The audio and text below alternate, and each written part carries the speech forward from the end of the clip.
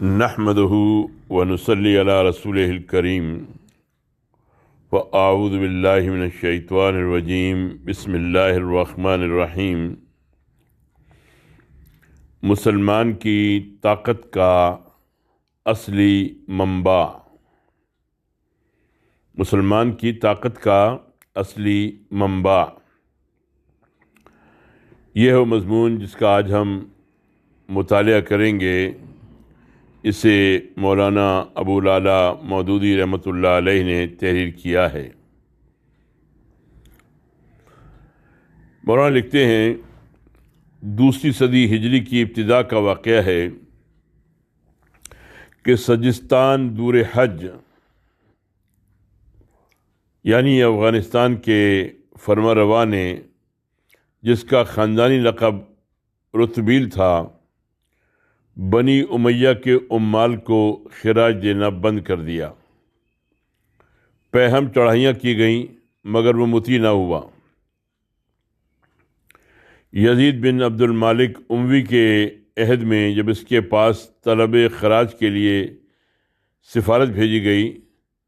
تو اس نے مسلمانوں کے سفراء سے دریافت کیا، وہ لوگ کہاں گئے جو پہلے آیا کرتے تھے؟ ان کے پیٹ فاقہ زدونی کی طرح پٹخے ہوئے ہوتے تھے، پیشانیوں پر سیاہ گٹے پڑے رہتے تھے اور کھجوروں کی چپنیں پہنا کرتے تھے۔ کہا گیا وہ لوگ تو گزر گئے۔ رتبیل نے کہا، اگرچہ تمہاری صورتیں ان سے زیادہ شاندار ہیں مگر وہ تم سے زیادہ عہد کے پابند تھے، تم سے زیادہ طاقتور تھے۔ مورخ لکھتا ہے کہ یہ کہہ کر رتبیل نے خراج ادا کرنے سے انکار کر دیا اور تقریباً نصف صدی تک اسلامی حکومت سے آزاد رہا۔ یہ اس عہد کا واقعہ ہے جب تابعین و تبع تابعین کثرت سے موجود تھے۔ ائمہ مجتہدین کا زمانہ تھا، ائمہ مجتہدین کا زمانہ تھا۔ نبی صلی اللہ علیہ وسلم کے وصال کو صرف ایک صدی گزری تھی۔ مسلمان ایک زندہ اور طاقتور قوم کی حیثیت سے دنیا پر چھا رہے تھے۔ ایران، روم، مصر، افریقہ، اسپین وغیرہ ممالک کے وارث ہو چکے تھے اور ساز و سامان، شان و شوکت اور دولت و ثروت کے اعتبار سے اس وقت دنیا کی کوئی قوم ان کی ہم پلہ نہ تھی۔ یہ سب کچھ تھا، دلوں میں ایمان بھی تھا، احکام شریعت کی پابندی اب سے بہت زیادہ تھی، سمع و طاعت کا نظام قائم تھا، پوری قوم میں ایک زبردست ڈسپلن پایا جاتا تھا۔ مگر پھر بھی جو لوگ عہد صحابہ کے فاقہ کش، خستہ حال صحرا نشینیوں سے زور آزمائی کر چکے تھے، انہوں نے ان سر و سامان والوں اور ان بے سر و سامانوں کے درمیان زمین و آسمان کا فرق محسوس کیا۔ یہ کس چیز کا فرق تھا؟ فلسفہ تاریخ والے اس کو محض بداوت و حضریت کے فرق پر معمول کر لیں۔ وہ کہیں گے کہ پرانے بادہ نشین زیادہ جفاکش تھے اور بعد کے لوگوں کو دولت اور تمدن نے عیش پسند بنا دیا تھا۔ مگر میں کہوں گا کہ یہ فرق دراصل ایمان، خلوص نیت، اخلاق اور اطاعت خدا اور رسول کا فرق تھا۔ یہ فرق دراصل ایمان، خلوص نیت، اخلاق اور اطاعت خدا اور رسول کا فرق تھا۔ مسلمانوں کی اصل قوت یہی چیزیں تھیں۔ ان کی قوت نہ کثرت تعداد پر مبنی تھی، نہ اسباب و آلات کی افراد پر، نہ مال و دولت پر، نہ علوم و صنعت کی مہارت پر، نہ تمدن و حضارت کے لوازم پر۔ وہ صرف ایمان و عمل صالح کے بل پر ابھرے تھے۔ اسی چیز نے ان کو دنیا میں سر بلند کیا تھا، اسی نے قوموں کے دلوں میں ان کی دھاک اور ساکھ بٹھا دی تھی۔ جب قوت و عزت کا یہ سرمایہ ان کے پاس تھا تو یہ قلت تعداد اور بے سر و سامانی کے باوجود طاقتور اور معزز تھے۔ اور جب یہ سرمایہ ان کے پاس گم ہو گیا تو کثرت تعداد اور سر و سامان کی فراوانی کے باوجود کمزور اور بے وقت ہوتے چلے گئے۔ رتبیل نے ایک دشمن کی حیثیت سے جو کچھ کہا وہ دوستوں اور ناصحوں کے 1000 وعظوں سے زیادہ سبق آموز ہے۔ اس نے دراصل یہ حقیقت بیان کی تھی کہ کسی قوم کی اصلی طاقت اس کی آراستہ فوجیں، اس کے آلات جنگ، اس کے خوش خور و خوش پوش سپاہی اور اس کے وسیع ذرائع و وسائل نہیں ہیں، بلکہ اس کے پاکیزہ اخلاق، اس کی مضبوط سیرت، اس کے صحیح معاملات اور اس کے بلند تخیلات ہیں۔ یہ طاقت وہ روحانی طاقت ہے جو مادی وسائل کے بغیر دنیا میں اپنا سکہ چلا دیتی ہے، خاک نشینوں کو تخت نشینوں پر غالب کر دیتی ہے، صرف زمینوں کا وارث ہی نہیں بلکہ دلوں کا مالک بھی بنا دیتی ہے۔ اسی طاقت کے ساتھ کھجور کی چپلیں پہننے والے، سوکھی ہڈیوں والے، بے رونق چہرے والے، چیتھڑوں میں لپٹے ہوئے تلواریں رکھنے والے لوگ جو تھے دنیا پر، وہ رعب، وہ سطوت، وہ جبروت، وہ قدرت و منزلت، وہ اعتبار و اقتدار جما دیتے ہیں جو اس طاقت کے بغیر شاندار لباس پہننے والے، بڑے ڈیل ڈول والے، بارونق چہروں والے، اونچی بارگاہوں والے، بڑی بڑی منجنیقیں اور ہولناک دباوے رکھنے والے نہیں جما سکتے۔ اخلاقی طاقت کی فراوانی مادی وسائل کے فقدان کی تلافی کر دیتی ہے، مگر مادی وسائل کی فراوانی اخلاقی طاقت کے فقدان کی تلافی کبھی نہیں کر سکتی۔ اس طاقت کے بغیر محض مادی وسائل کے ساتھ اگر غلبہ نصیب ہو بھی گیا تو ناقص اور عارضی ہوگا، کامل اور پائیدار نہ ہوگا۔ دل کبھی مسخر نہ ہوں گے، صرف گردنیں جھک جائیں گی، اور وہ بھی اکڑنے کے پہلے موقع سے فائدہ اٹھانے کے لیے مستعد رہیں گی۔ کسی عمارت کا استحکام اس کے رنگ و روغن، نقش و نگار، زینت و آزمائش، صحن و چمن اور ظاہری خوشنمائی سے نہیں ہوتا۔ نہ مکینوں کی کثرت، نہ ساز و سامان کی افراط اور اسباب و آلات کی فراوانی اس کو مضبوط بناتی ہے۔ اگر اس کی بنیادیں کمزور ہوں، دیواریں کھوکھلی ہوں، ستونوں کو گھن لگ جائے، کڑیاں اور تختے بوسیدہ ہو جائیں تو اس کو گرنے سے کوئی چیز نہیں بچا سکتی، خواہ وہ مکینوں سے خوب معمور ہو اور اس میں کروڑوں روپے کا مال و اسباب پڑا ہو اور اس کی سجاوٹ نظروں کو لبھاتی اور دلوں کو مو لیتی ہو۔ تم صرف ظاہر کو دیکھتے ہو تو ان نظریں مد نظر پر ٹک کر رہ جاتی ہیں، مگر حوادثی زمانے کا معاملہ نمائشی مظاہر سے نہیں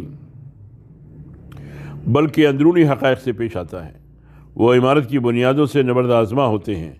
دیواروں کی پختگی کا امتحان لیتے ہیں، ستونوں کی استواری کو جانچتے ہیں۔ اگر یہ چیزیں مضبوط اور مستحکم ہوں تو زمانے کے حوادث ایسی عمارت سے ٹکرا کر پلٹ جائیں گے اور وہ ان پر غالب آ جائے گی، خواہ وہ زینت و آزمائش سے یکسر محروم ہو، ورنہ حوادث کی ٹکریں آخر کار اس کو پاش کر کے رکھ دیں گی اور وہ اپنے ساتھ مکینوں اور اسباب زینت کو بھی لے بیٹھے گی۔ ٹھیک یہی حال حیات قومی کا بھی ہے۔ ایک قوم کو جو چیز زندہ اور طاقتور اور سربلند بناتی ہے وہ اس کے مکان، اس کے لباس، اس کی سواریاں، اس کے اسباب عیش، اس کے فنون لطیفہ، اس کے کارخانے اور اس کے کالج نہیں ہیں، بلکہ وہ اصول ہیں جن پر اس کی تہذیب قائم ہوتی ہے، اور پھر اصولوں کے دلوں میں راسخ ہونا اور اعمال پر حکمران بن جانا۔ یہ تین چیزیں یعنی اصول کی صحت، ان پر پختہ ایمان اور عملی زندگی میں ان کی کامل فرمانروائی حیات قومی میں وہی حیثیت رکھتی ہے جو ایک عمارت میں اس کی مستحکم بنیادوں، اس کی پختہ دیواروں اور اس کے مضبوط ستونوں کی ہے۔ جس قوم میں یہ تینوں چیزیں بدرجہ اتم موجود ہوں وہ دنیا پر غالب ہو کر رہے گی، اس کا کلمہ بلند ہوگا،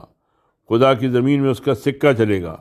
دلوں میں اس کی دھاک بیٹھے گی، گردنیں اس کے حکم کے آگے جھک جائیں گی اور اس کی عزت ہوگی، خواہ وہ جھونپڑیوں میں رہتی ہو، پھٹے پرانے کپڑے پہنتی ہو، فاقوں سے اس کے پیٹ پٹخے ہوئے ہوں، اس کے ہاں ایک بھی کالج نہ ہو، اس کی بستیوں میں ایک بھی دھواں اڑانے والی چمنی نظر نہ آئے، اور علوم و صنعت میں وہ بالکل صفر ہو، تم جن چیزوں کو سامان ترقی سمجھ رہے ہو وہ محض عمارت کے نقش و نگار ہیں، اس کے قوائم و ارکان نہیں ہیں۔ کھوکھلی دیواروں پر اگر سونے کے پتھر بھی چڑھا دو گے تو ان کو گرنے سے نہ بچا سکیں گی۔ یہی بات ہے جس کو قرآن مجید بار بار بیان کرتا ہے۔ وہ اسلام کے اصولوں کے متعلق کہتا ہے کہ وہ اس اٹل اور غیر متغیر فطرت کے مطابق ہیں جس پر خدا نے انسان کو پیدا کیا ہے۔ اس لیے جو دین ان اصولوں پر قائم کیا گیا ہے وہ دین قیم ہے، ایسا دین جو معاش و معاد کے جملہ معاملات کو ٹھیک ٹھیک طریقوں پر قائم کر دینے والا ہے۔ فَأَقِمْ وَجْهَكَ لِلدِّينِ حَنِيفًا فِطْرَةَ اللَّهِ الَّتِي فَطَرَ النَّاسَ عَلَيْهَا لَا تَبْدِيلَ لِخَلْقِ اللَّهِ ذَلِكَ الدِّينُ الْقَيِّمُ وَلَكِنَّ أَكْثَرَ النَّاسِ لَا يَعْلَمُونَ۔ سورہ روم کی آیت نمبر 30 میں ارشاد ہے، پھر وہ کہتا ہے کہ اس دین قیم پر مضبوطی کے ساتھ جم جاؤ اور اس پر ایمان لے آؤ اور اس کے مطابق عمل کرو۔ اس کا نتیجہ خود بخود ظاہر ہوگا کہ دنیا میں تم ہی سربلند رہو گے، تم ہی کو زمین کا وارث بنایا جائے گا، تم ہی خلافت سے سرفراز ہوگے۔ ان الارض یرثها عبادی الصالحون، سورہ انبیاء کی آیت نمبر 105 میں یہ بات بیان کی گئی۔ وانتم الاعلون ان کنتم مؤمنین، سورہ آل عمران کی آیت نمبر 139 میں یہ بات کی گئی۔ وعد اللہ الذین آمنوا منکم وعملوا الصالحات لَيَسْتَخْلِفَنَّهُمْ فِي الْأَرْضِ، سورہ نور کی آیت نمبر 45 میں یہ بات بیان کی گئی۔ وَمَنْ يَتَوَلَّ اللَّهَ وَرَسُولَهُ وَالَّذِينَ آمَنُوا فَإِنَّ حِزْبَ اللَّهِ هُمُ الْغَالِبُونَ، سورہ مائدہ کی آیت نمبر 56 میں یہ بات بیان کی گئی۔ بخلاف اس کے جو لوگ بظاہر دین کے دائرے میں داخل ہیں مگر دین نہ تو ان کے دلوں میں بیٹھا ہے اور نہ ان کی زندگی کا قانون بنا ہے، ان کے ظاہر تو بہت شاندار ہیں۔ وَإِذَا رَأَيْتَهُمْ تُعْجِبُكَ أَجْسَامُهُمْ، اور ان کی باتیں بہت مزیدار ہیں۔ وَإِن يَقُولُوا تَسْمَعُوا لِقَوْلِهِمْ، مگر حقیقت میں وہ لکڑی کے کندے ہیں جن میں جان نہیں۔ كَأَنَّهُمْ خُشُبٌ مُّسَنَّدَةٌ، وہ خدا سے بڑھ کر انسانوں سے ڈرتے ہیں۔ يَخْشَوْنَ النَّاسَ كَخَشْيَةِ اللَّهِ أَوْ أَشَدَّ خَشْيَةً، ان کے اعمال سراب کی طرح کے ہیں کہ دیکھتے میں پانی نظر آئیں مگر حقیقت میں کچھ نہیں۔ اعمالهم کسراب بقیعۃ یحسبہ الظمآن ماء حتی اذا جاءہ لم یجدہ شیئا، ایسے لوگوں کو اجتماعی قوت کبھی نصیب نہیں ہو سکتی کیونکہ ان کے دل آپس میں پھٹے ہوئے ہوتے ہیں اور وہ خلوص نیت کے ساتھ کسی کام میں اشتراک عمل نہیں کر سکتے۔ بأسهم بینہم شدید تحسبہم جمیعا وقلوبہم شتیٰ، ان کو وہ قوت ہرگز حاصل نہیں ہو سکتی جو صرف مومنین صالحین کا حصہ ہے۔ لا یقاتلونکم جمیعا الا فی قری محصنۃ او من وداع جدر، ان کو دنیا کی امامت کا منصب کبھی نہیں ملے گا۔ قال لا ینال احد الظالمین، ان کے لیے بجز اس کی اور کوئی انجام نہیں کہ دنیا میں بھی ذلت و خواری اور آخرت میں بھی عذاب و عقاب۔ لہم فی الدنیا خزی ولہم فی الآخرۃ عذاب عظیم۔ آپ تعجب کریں گے کہ قرآن نے مسلمانوں کی ترقی اور ان کے ایک ایک حکمران جماعت بننے اور سب پر غالب آ جانے کا ذریعہ صرف ایمان و عمل صالح کو قرار دیا ہے، اور کہیں یہ نہیں کہا کہ تم یونیورسٹیاں بناؤ، کالج کھولو، کارخانے قائم کرو، جہاز بناؤ، کمپنیاں قائم کرو، بینک کھولو، سائنس کے آلات ایجاد کرو اور لباس، معاشرت، انجاد و اطوار میں ترقی یافتہ قوموں کی نقل کرو۔ نیز اس نے تنزل و انحطاط اور دنیا و آخرت کی ذلت اور رسوائی کا واحد سبب بھی نفاق کو ٹھہرایا، نہ کہ ان اسباب کے فقدان کو جنہیں آج کل دنیا اسباب ترقی سمجھتی ہے۔ لیکن اگر آپ قرآن کی اسپرٹ کو سمجھ لیں تو آپ کا یہ تعجب خود رفع ہو جائے گا۔ سب سے پہلی بات جس کا سمجھنا ضروری ہے یہ ہے کہ مسلمان جس شے کا نام ہے اس کا قوام بجز اسلام کی اور کوئی چیز نہیں ہے۔ مسلم ہونے کی حیثیت سے اس کی حقیقت صرف اسلام سے متحقق ہوتی ہے۔ اگر وہ اس پیغام پر ایمان رکھے جو محمد صلی اللہ علیہ وسلم لاتے ہیں اور ان قوانین کا اتباع کرے جن کو حضور صلی اللہ علیہ وسلم کے ذریعے سے نازل کیا گیا ہے، تو اس کا اسلام محقق ہو جائے گا، خواہ ان چیزوں میں کوئی چیز اس کے ساتھ شامل نہ ہو جو اسلام کے ماں سوا ہیں۔ بخلاف اس کے اگر وہ ان تمام زیوروں سے آراستہ ہو جو زینت حیات دنیا کے قبیل سے ہیں، مگر ایمان اس کے دل میں نہ ہو اور قوانین اسلام کے اتباع سے اس کی زندگی خالی ہو۔ وہ گریجویٹ ہو سکتا ہے، ڈاکٹر ہو سکتا ہے، کارخانے دار ہو سکتا ہے، بینکر ہو سکتا ہے، جنرل یا امیر البحر ہو سکتا ہے، مگر مسلمان نہیں ہو سکتا۔ بس کوئی ترقی کسی مسلمان شخص یا قوم کی ترقی نہ ہوگی جب تک کہ سب چیزوں سے پہلے اس شخص یا قوم میں حقیقت اسلامی متحقق نہ ہو جائے۔ اس کے بغیر وہ ترقی، خواہ کسی اور کی ترقی ہو، مسلمان کی ترقی نہ ہوگی، اور ایسی ترقی ظاہر ہے کہ اسلام کا رسم العین نہیں ہو سکتی۔ پھر ایک بات تو یہ ہے کہ کوئی قوم سرے سے مسلمان نہ ہو اور اس کے افکار و اخلاق اور نظام اجتماعی کی اساس اسلام کے سوا کسی اور چیز پر ہو۔ ایسی قوم کے لیے بلا شبہ یہ ممکن ہے کہ وہ ان اخلاقی، سیاسی، معاشی اور عمرانی اصولوں پر کھڑی ہو سکے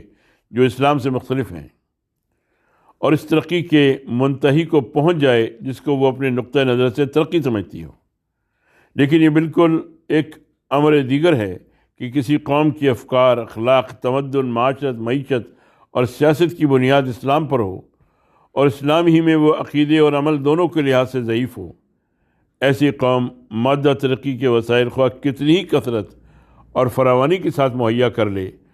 اس کا ایک مضبوط اور طاقتور قوم کی حیثیت سے اٹھنا اور دنیا میں سر بلند ہونا قطعاً غیر ممکن ہے، کیونکہ اس کی قومیت اور اس کے اخلاق اور تہذیب کی اساس جس چیز پر ہے وہی کمزور ہے، اور اساس کی کمزوری ایسی کمزوری ہے جس کی تلافی محض اوپری زینت کے ساتھ کبھی نہیں کر سکتے۔ اس کا یہ مطلب نہیں ہے کہ علوم و فنون اور مادی ترقی کے وسائل کی جائز اہمیت سے انکار ہے۔ مطلب صرف یہ ہے کہ مسلمان قوم کے لیے تمام چیزیں ثانوی درجے پر ہیں، اساس کا استحکام ان سب پر مقدم ہے۔ جب وہ مستحکم ہو جائے تو مادی ترقی کے وہ تمام وسائل اختیار کیے جا سکتے ہیں اور کیے جانے چاہیے جو اس بنیاد کے ساتھ مناسبت رکھتے ہوں۔ لیکن اگر وہی مزمحل ہو، دل میں اس کی جڑیں کمزور ہوں اور زندگی پر اس کی گرفت ڈھیلی ہو، تو انفرادی اور اجتماعی دونوں حیثیتوں سے قوم کے اخلاق کا فاسد ہونا، سیرتوں کا بگڑ جانا، معاملات کا خراب ہو جانا، نظام اجتماعی کا سست ہونا اور قوتوں کا پراگندہ ہو جانا ناگزیر ہے، اور اس کا لازمی نتیجہ یہی ہو سکتا ہے کہ قوم کی طاقت کمزور ہو جائے اور بین المللی قوتوں کے ترازو میں اس کا پلڑا روز بروز ہلکا ہوتا چلا جائے، یہاں تک کہ دوسری قومیں اس پر غالب آ جائیں۔ ایسی حالت میں مادی اسباب کی فراوانی اور سند یافتہ فضلاء کی افراط اور خارجی زینت کی چمک دمک کسی کام نہیں آ سکتی۔ ان سب سے بڑھ کر ایک اور بات بھی ہے۔ قرآن حکیم نہایت وثوق کے ساتھ کہتا ہے کہ تم ہی سر بلند ہوگے اگر تم مومن ہو، اور اللہ کی پارٹی والے ہی غالب ہوں گے، اور جو لوگ ایمان اور عمل صالح سے آراستہ ہوں گے ان کو زمین کی خلافت ضرور ملے گی۔ اس وثوق کی بنیاد کیا ہے؟ کس بنا پر یہ دعویٰ کیا گیا ہے کہ دوسری قومیں خواہ کیسی ہی مادی وسائل کی مالک ہوں، ان پر مسلمان صرف ایمان اور عمل صالح کی اصلاح سے غالب آ جائیں گے؟ اس عقدے کو خود قرآن حل کرتا ہے۔ سورہ حج کی آیت نمبر 74 میں ارشاد ہے، لوگوں ایک مثال بیان کی جاتی ہے، اس کو غور سے سنو۔ خدا کو چھوڑ کر تم جن چیزوں کو پکارتے ہو وہ ایک مکھی تک کو پیدا کرنے پر قادر نہیں ہیں، اگرچہ وہ سب اس کام کے لیے مل کر زور لگائیں، اور اگر ایک مکھی ان سے کوئی چیز چھین لے جائے تو اس سے وہ چیز چھڑا لینے کی قدرت بھی ان میں نہیں ہے۔ مطلوب بھی ضعیف اور اس کا طالب بھی ضعیف۔ ان لوگوں نے اللہ کی قدر ہی نہ کی جیسی کرنی چاہیے تھی، حالانکہ در حقیقت اللہ ہی قدرت اور عزت والا ہے۔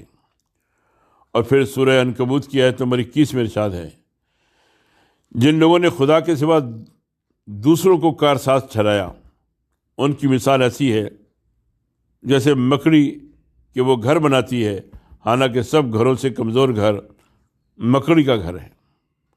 مطلب یہ ہے کہ جو لوگ مادی طاقتوں پر اعتماد کرتے ہیں، ان کا اعتماد حاصل کرتے ہیں، ایسی چیزوں پر ہے، ان کا اعتماد دراصل ایسی چیزوں پر ہے جو بذات خود کسی قسم کی قوت نہیں رکھتی۔ ایسے بے زوروں پر اعتماد کرنے کا قدرتی نتیجہ یہ ہے کہ وہ خود بھی ویسے ہی بے زور ہو جاتے ہیں جیسے ان کے سہارے بے زور ہیں۔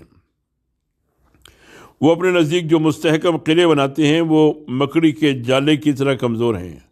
ان میں کبھی یہ طاقت ہو ہی نہیں سکتی کہ ان لوگوں کے مقابلے میں سر اٹھا سکیں جو حقیقی قدر و عزت رکھنے والے خدا پر اعتماد کر کے اٹھیں۔ سورہ بقرہ میں ارشاد ہے فَمَن يَكْفُرْ بِالطَّاغُوتِ وَيُؤْمِن بِاللَّهِ فَقَدِ اسْتَمْسَكَ بِالْعُرْوَةِ الْوُثْقَىٰ لَا انفصام لَهَا، جو طاغوت کو چھوڑ کر اللہ پر ایمان لے آیا اس نے مضبوط رسی تھام لی جو کبھی ٹوٹنے والی نہیں۔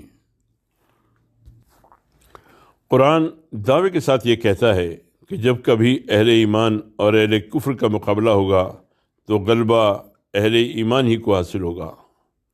سورہ فتح کی آیت نمبر 3 میں ارشاد ہے اور اگر وہ لوگ جنہوں نے کفر کیا ہے تم سے جنگ کریں گے تو ضرور پیٹ پھیر جائیں گے اور کوئی یار و مددگار نہ پائیں گے۔ یہ اللہ کی سنت ہے جو پہلے سے چلی آ رہی ہے اور تم کبھی اللہ کی سنت میں تغیر نہ پاؤ گے۔ سورہ آل عمران کی آیت نمبر 16 میں ارشاد ہے ہم کافروں کے دلوں میں رعب ڈال دیں گے کیونکہ انہوں نے خدائی میں ان چیزوں کو شریک کر لیا ہے جن کو خدا نے کوئی تمکن نہیں بخشا ہے۔ اسی وجہ یہ ہے کہ جو شخص خدا کی طرف سے لڑتا ہے اس کے ساتھ خدائی طاقت ہوتی ہے، اور جس کے ساتھ خدائی طاقت ہو اس کے مقابلے میں کسی کا زور چل ہی نہیں سکتا۔ سورہ انفال کی آیت نمبر 2 میں ارشاد ہے یہ اس لیے کہ ایمانداروں کا مددگار تو اللہ ہے اور کافروں کا مددگار کوئی نہیں۔ جب تو نے تیر پھینکا تو وہ تو نے نہیں پھینکا بلکہ خدا نے پھینکا۔ یہ تو مومن صالح کی سطوت کا حال ہے۔ دوسری طرف یہ بھی خدا کا قانون ہے کہ جو شخص ایماندار ہوتا ہے، جس کی سیرت پاکیزہ ہوتی ہے، جس کے اعمال نفسانیت کی آلودگیوں سے پاک ہوتے ہیں، جو ہوائے نفس اور اغراض نفسانی کے بجائے خدا کے مقرر کیے ہوئے قانون کی ٹھیک ٹھیک پیروی کرتا ہے، اس کی محبت دلوں میں بیٹھ جاتی ہے۔ دل آپ ہی آپ اس کی طرف کھنچنے لگتے ہیں، نگاہیں اس کی طرف احترام سے اٹھتی ہیں،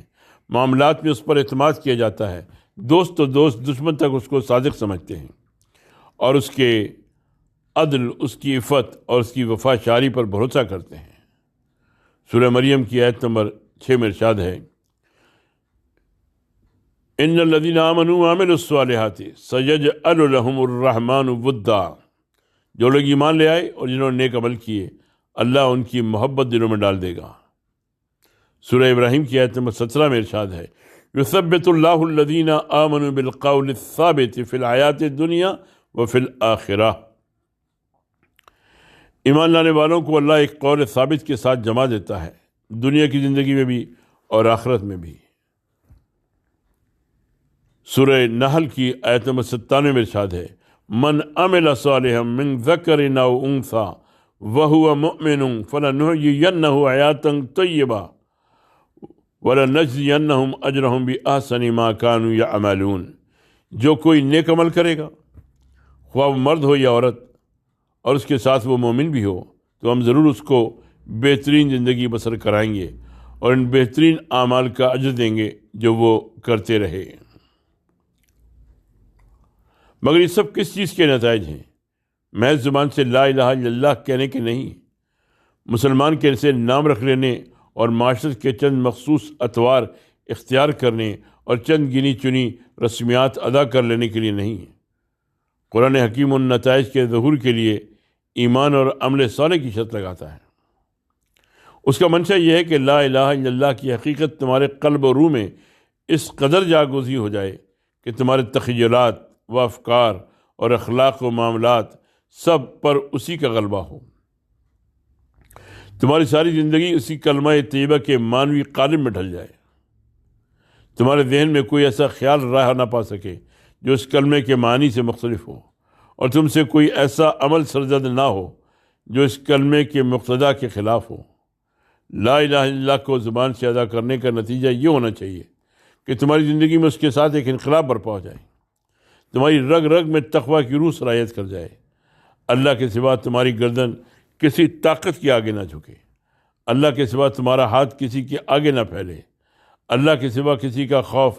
تمہارے دل میں نہ رہے، تمہاری محبت اور تمہارا بغض اللہ کے سوا کسی اور کے لیے نہ ہو، اللہ کے قانون کے سوا تمہاری زندگی پر کسی اور کا قانون نافذ نہ ہو، تم اپنے نفس اور اس کی ساری خواہشوں اور اس کے تمام مرغوبات و محبوبات کو اللہ کی خوشنودی پر قربان کر دینے کے لیے ہر وقت تیار رہو، اللہ اور اس کے رسول کے احکام کے مقابلے میں تمہارے پاس سمعنا و اطعنا کے سوا کوئی اور قول و فعل نہ ہو۔ جب ایسا ہوگا تو تمہاری قوت صرف تمہارے اپنے نفس اور جسم کی قوت نہ ہوگی، بلکہ اس احکم الحاکمین کی قوت ہوگی جس کے آگے زمین و آسمان کی ہر چیز طوعاً و کرہن سربا سجود ہے، اور تمہاری ذات اس نور السماوات والارض کے جلووں سے منور ہو جائے گی جو تمام عالم کا حقیقی محبوب و معشوق ہے۔ نبی کریم صلی اللہ علیہ وسلم اور خلفائے راشدین رضی اللہ عنہم کے عہد میں یہی چیز مسلمانوں کو حاصل تھی۔ پھر اس کا نتیجہ جو کچھ ہوا، تاریخ کے اوراق اس پر شاہد ہیں۔ اس زمانے میں جس نے لا الہ الا اللہ کہا اس کی کایا پلٹ گئی، مسخام سے یکا و کندم بن گیا، اس کی ذات میں ایسی کشش پیدا ہوئی کہ دل اس کی طرف کھنچنے لگے، اس پر جس کی نظر پڑتی وہ محسوس کرتا کہ گویا تقوی اور پاکیزگی اور صداقت کا مجسمے کو دیکھ رہا ہے۔ وہ ان پڑھ مفلس فاقہ کش پشمینہ پوش اور بوریہ نشین ہوتا، مگر پھر بھی اس کی ہیبت دلوں میں ایسی بیٹھتی کہ بڑے بڑے شان و شوکت والے فرمانرواؤں کو نصیب نہ تھی۔ ایک مسلمان کا وجود گویا ایک چراغ تھا کہ جدھر وہ جاتا اس کی روشنی اطراف و اکناف میں پھیل جاتی، اور اس چراغ سے سینکڑوں ہزاروں چراغ روشن ہو جاتے۔ پھر جو اس روشنی کو قبول نہ کرتا اور اس سے ٹکرانے کی جرات کرتا تو اس کو جلانے اور فنا کر دینے کی قوت بھی اس میں موجود تھی۔ ایسی ہی قوت ایمانی اور طاقت و سیرت رکھنے والے مسلمان تھے کہ جب وہ 350 سے زیادہ نہ تھے تو انہوں نے تمام عرب کو مقابلے کا چیلنج دے دیا، اور جب وہ چاند لاکھ کی تعداد کو پہنچے تو ساری دنیا کو مسخر کر لینے کے عزم سے اٹھ کھڑے ہوئے، اور جو قوت ان کے مقابلے پر آئی پاش پاش ہو گئی۔ جیسا کہ کہا جا چکا ہے، مسلمانوں کی اصلی طاقت یہی ایمان اور سیرت صالحہ کی طاقت ہے، جو صرف ایک لا الہ الا اللہ کی حقیقت دل میں بیٹھ جانے سے حاصل ہوتی ہے۔ لیکن اگر یہ حقیقت دل میں جاگزین نہ ہو، محض زبان پر یہ الفاظ جاری ہوں، مگر ذہنیت اور عملی زندگی میں کوئی انقلاب برپا نہ ہو، لا الہ الا اللہ کہنے کے بعد بھی انسان وہی کا وہی رہے جو اس سے پہلے تھا، اور اس میں اور لا الہ الا اللہ کا انکار کرنے والوں میں اخلاقی و عملی حیثیت سے کوئی فرق نہ ہو، وہ بھی انہی کی طرح غیر اللہ کے آگے گردن جھکائے اور ہاتھ پھیلائے، انہی کی طرح غیر اللہ سے ڈرنے اور غیر خدا کی رضا چاہنے اور غیر خدا کی محبت میں گرفتار ہو، انہی کی طرح ہوائے نفس کا بندہ ہو اور قانون الہی کو چھوڑ کر انسانی قوانین یا اپنے نفس کی خواہشات کا اتباع کرے۔ اس کے خیالات اور ارادوں اور نیتوں میں بھی وہی گندگی ہو جو غیر مومن کے خیالات، ارادات اور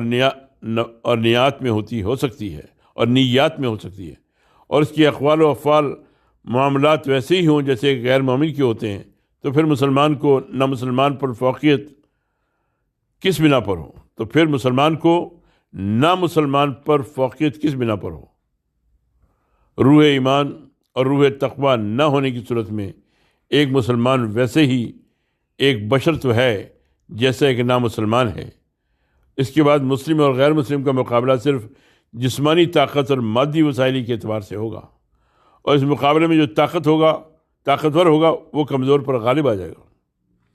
ان دونوں حالتوں کا فرق تاریخ کے صفحات میں اتنا نمایاں ہے کہ ایک نظر میں دیکھا جا سکتا ہے، یا تو مٹھی بھر مسلمانوں نے بڑی بڑی حکومتوں کے تختے الٹ دیے تھے اور اٹک کے کنارے سے لے کر اٹلانٹک کے سواحل تک اسلام پھیلا دیا تھا، یا اب کروڑوں مسلمان دنیا میں موجود ہیں اور غیر مسلم طاقتوں سے دبے ہوئے ہیں، جن آبادیوں میں کروڑوں مسلمان بستے ہیں اور ان کو بستے ہوئے صدیاں گزر چکی ہیں، وہاں اب بھی کفر و شرک موجود ہے۔ وما علینا الا البلاغ۔ یہ مضمون مولانا نے سن 35 میں لکھا اور ترجمان القرآن جنوری 35 میں شائع ہوا۔